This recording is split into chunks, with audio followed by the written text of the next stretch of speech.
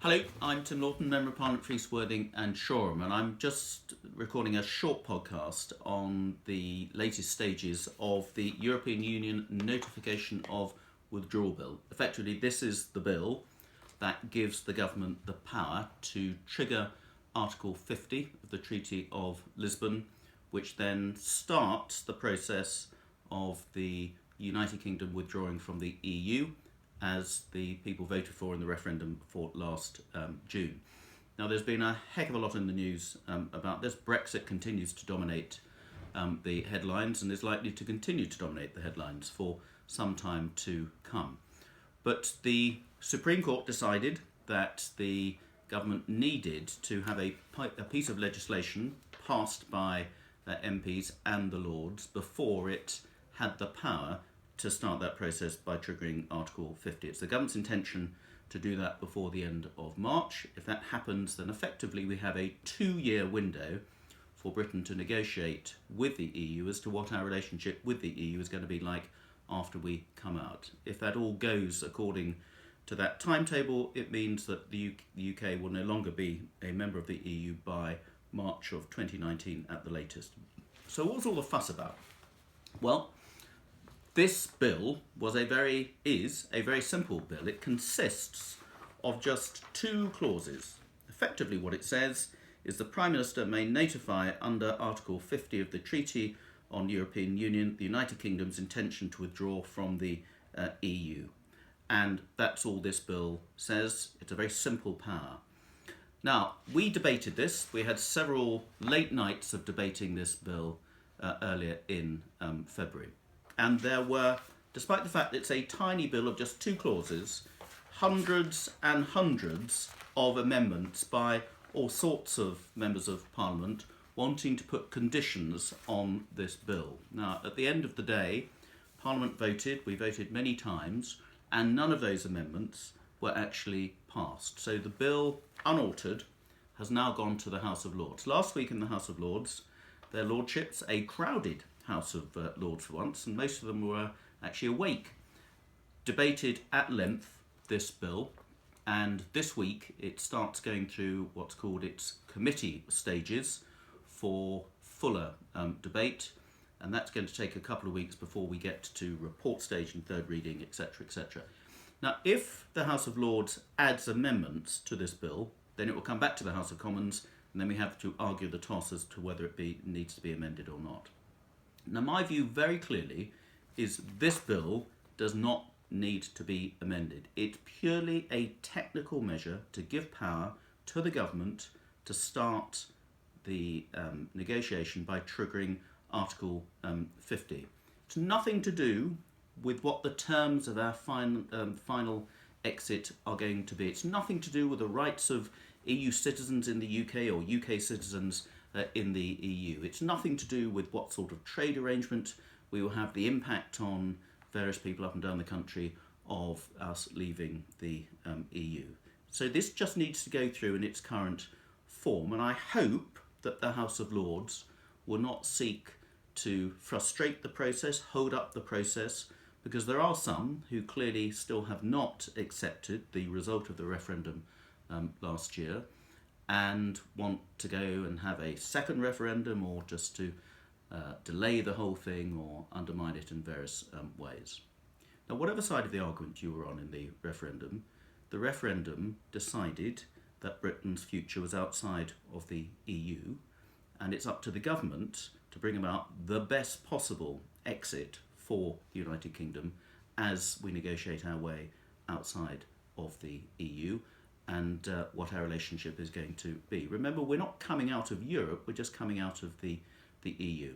So a lot of constituents wrote to me saying, you should support this amendment here, you should support that amendment there.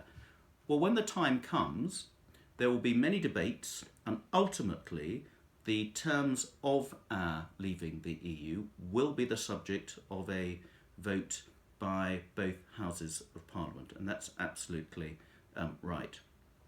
Probably the biggest concern, of which I've had the most emails and people mentioned to me, is what about the status of EU nationals in the UK after Brexit? And surely we should build some guarantees into this bill now? Well, frankly, as I said, this isn't the time for it, and any guarantees in this bill would be pretty meaningless anyway. There are just over 1 million Brits living in other EU countries.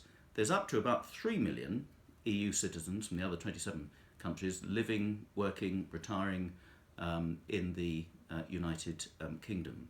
Now, the Prime Minister has made it absolutely clear, and I fully support that we don't want to use the residency of Europeans here and Brits in the EU as some sort of bargaining chip. So the Prime Minister offered to other EU leaders that before Article 50 was triggered, we would guarantee the rights to work and to residence of those EU citizens already in the UK, and we would expect the EU to grant reciprocal rights to those UK citizens. After all, there's only about a third of the number of UK citizens in Europe as there are the other way round. So we're making a bigger obligation than the EU actually is. Unfortunately, the EU leaders made it quite clear that they were not prepared to offer any undertakings or enter into any discussions before the triggering of Article 50. That is why that guarantee could not go ahead. The Prime Minister and I remain absolutely determined that there should be a guarantee to give stability and certainty to EU people who've lived in this country for many years, who perform essential duties, who are contributing to our society, to the exchequer, who've got skills we absolutely need. We want those people to continue to live in the UK and to be happy living in the UK and to believe that their future is here. But the Europeans wouldn't allow us to do it. So soon after Article 50 has been triggered, the Prime Minister will go back to our European partners and say at an early date, we want this settled so we can take it out of the whole equation. It's not part of all the negotiation, and then we can sit down and get to talking and discussing how our trade relationship is going to be, future immigration arrangements, and so on and so forth.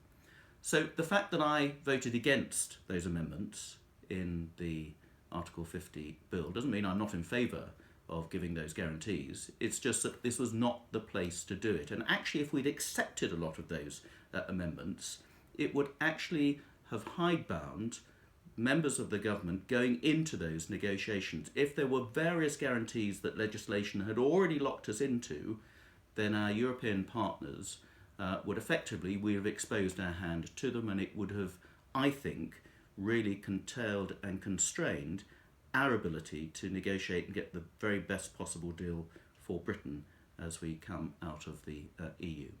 So please don't say you're not in favour of rights for EU citizens. Absolutely I am, and I just hoped that our European partners were in favour of putting that on one side and giving those guarantees at the outset. That's not proved possible. I hope it will prove possible before long. There's a lot of work ahead of us. This is not going to be an easy task. It's going to be a bumpy road. Nobody ever said otherwise. But I think there's some really encouraging signs. And actually, when all the knee-jerk reactions and the rather entrenched positions that certain key figures in the European Commission came up with, that people ultimately will adopt a bit of common sense, that we have a mutual interest, a mutual benefit in making sure that the relationship between the UK and the EU after we leave is a friendly, constructive and positive one. We have a £70 billion trade deficit with the EU, remember, but we need it to work for everybody. And at the heart of this negotiation process will be what's best for Britain, but also what is best for Europe and our ongoing relationship with Europe when Brexit becomes a reality. I will continue to post podcasts on the progress of Brexit. I hope this will be done and dusted in the next few weeks. Article 50 will be triggered.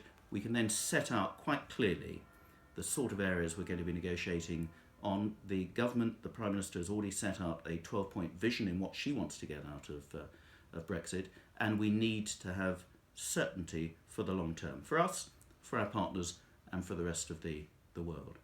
I hope that's been helpful, clearing up some of the misinformation going around, and keep an eye out for my website as I give updates on the progress of the European Union notification of Withdrawal Bill as it goes through the House of Lords. Thank you.